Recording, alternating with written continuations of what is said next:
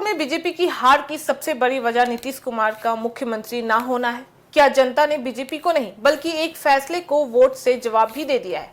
और आखिर जेडीयू विधायक अनंत सिंह ने ऐसा क्या कह दिया है जिससे बिहार की रणनीति में नई बहस भी शुरू हो चुकी है? चलिए जानते हैं पूरी खबर को। नमस्कार, मैं फरीदा गजर और इस वक्त आप जुड़े हुए एक न्यूज 24 के साथ। देखिए, बांकीपुर उपचुनाव में जनसुराज के संस्थापक प्रशांत किशोर की जीत के बाद से बिहार की राजनीति में बयानबाजी भी तेज होती हुई दिखाई दे रही है। अब जेडीयू विधायक अनंत सिंह ने एक ऐसा बयान दे दिया है जिसने नई चर्चा को भी छेड़ के रख दिया है।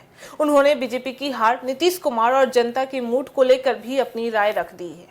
दरअसल बता दें कि बांकीपुर विधानसभा उपचुनाव में प्रशांत किशोर ने जीत भी दर्ज कर दी है। यह सीट लंबे समय से बीजेपी का मजबूत गढ़ भी माना जाता था और ऐसे में इस नतीजे के बाद से सभी राजनीतिक दल अपने अपने तरीके से इसकी वजह भी तलाश ही रहे हैं। इसी बीच जेडीयू विधायक अनंत सिंह से सवाल भी पूछा गया है कि अगर नीतीश कुमार मुख्यमंत्री रहते तो क्या बीजेपी बांकीपुर का चुनाव नहीं हार पाती।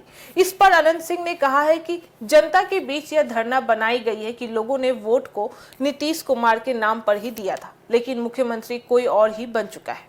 उनके मुताबिक यह बात कई लोगों को पसंद भी नहीं आई है। हालांकि उन्होंने यह भी कह दिया है कि मुख्यमंत्री बदलने का फैसला आपसी सहमति से ही हुआ भी था, किसी के दबाव में नहीं लिया गया था। अनंत सिंह ने साफ कहा है कि लोकतंत्र में अंतिम फैसला जनता का ही होता है। जनता जिसे चाहती है वही जीतता है और जिससे नहीं चाहती है वह हार जाता है। इसलिए चुनाव परिणाम को जनता के फैसले के रूप में स्वीकार भी करना चाहिए। इस दौरान उनसे राजद उम्मीदवार की जमानत जब्त होने पर भी सवाल किया गया है। इस पर उन्होंने कहा है कि जनता अपना वोट बर्बाद नहीं करना चाहती थी, इसलिए वोट दूसरी तरफ ही चला भी गया है।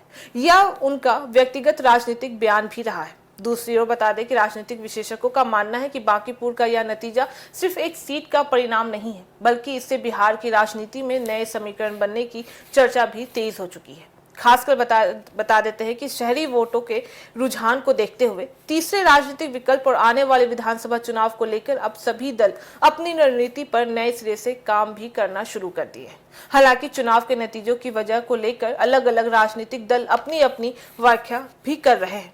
किसी का मानना है कि यह स्थानीय मुद्दों का असर होता है, तो इसे कोई लोग कह रहे हैं कि नेतृत्व और राजनीतिक रणनीति से जोड़कर भी देख रहे हैं। फिलहाल बता दें कि बांकीपुर का उपचुनाव खत्म भी हो चुका है, लेकिन इसके बाद से शुरू हुई राजनीतिक बहस आने वाले दिनों में और भी तेज होती हुई दिखाई भी दे सकती है।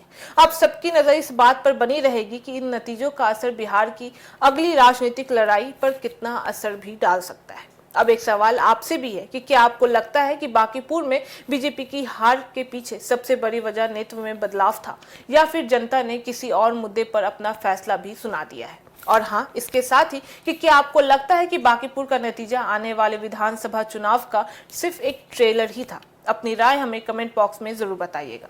तो फिलहाल इस खबर में बस इतना ही। बाकी ऐसी तमाम खबरों के लिए देखते रहिए न्यूज 24, हर खबर सबसे पहले, सबसे सटीक। वीडियो को लाइक करें, शेयर करें और चैनल को सब्सक्राइब करना ना भूलें। धन्यवाद।